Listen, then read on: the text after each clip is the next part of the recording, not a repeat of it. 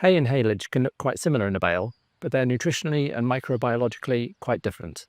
And feeding the wrong one to your horse can cause big problems. Haylage is cut at a much higher moisture content, typically 40 to 60%, and it's baled to preserve and ferment rather than to dry.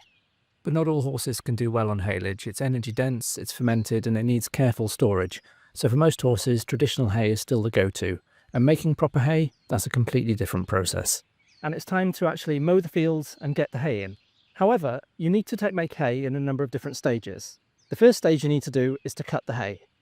The next thing you need to do is for the hay to dry. So in order for that to happen, we need 3 or 4 days of really good sunshine. We need to come back now and turn the hay. After we've turned the hay needs to be swept into rows, and then the rows need to be baled and the bales sealed. Horses have a very specialised digestive system.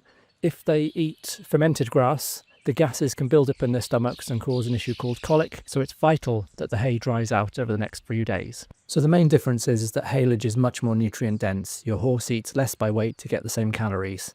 That's brilliant for some horses, but it means that good doers and laminitis-prone horses need very careful management. With hay, you're feeding a consistent, reliable forage that doesn't ferment.